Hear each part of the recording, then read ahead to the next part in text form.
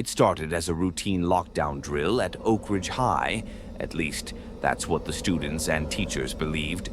The principal's voice crackled over the intercom, instructing everyone to lock their doors, turn off the lights, and remain silent.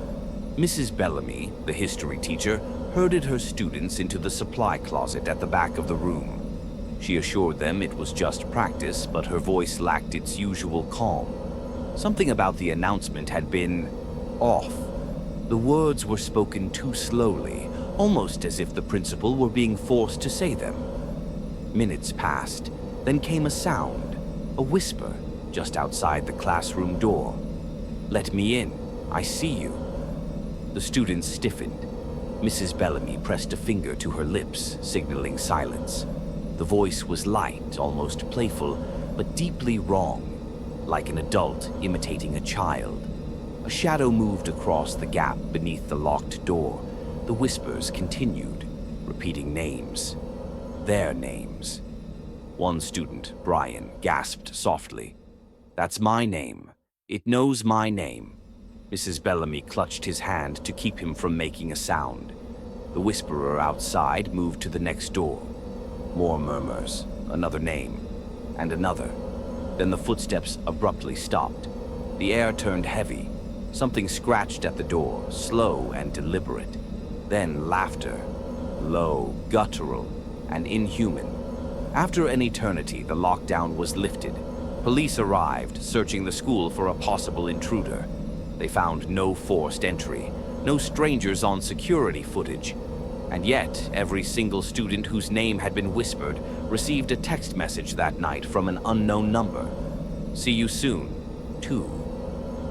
The Vanishing Girl Jefferson Middle School had a security system like any other. Cameras, doors that locked automatically, and a protocol for emergencies. When the lockdown alarm blared through the halls one rainy afternoon, students and teachers obeyed instantly. They locked doors, covered windows, and silenced their phones.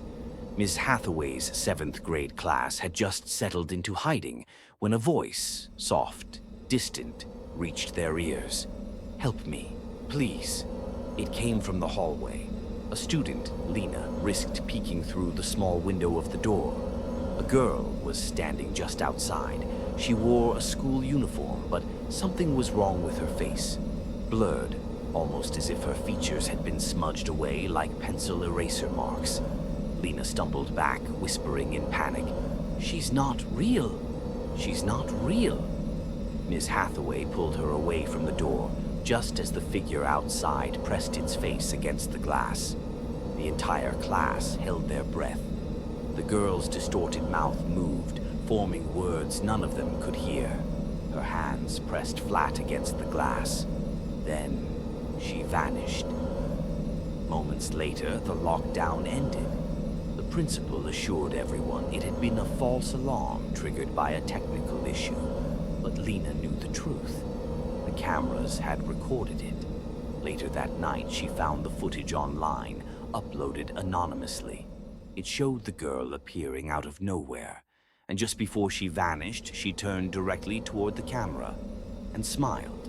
3. The locked classroom Pinecrest Academy's Old East Wing had been abandoned for years. Students whispered that the place was haunted, that strange figures had been seen through the cracked windows. One winter morning, a lockdown alert rang through the school. Teachers hurried to lock their rooms and shelter the students. But something was wrong. This lockdown wasn't a drill. Mr. Gibson, the chemistry teacher, counted his students. All accounted for. He turned off the lights and waited. Then came a sound, a knock on the door.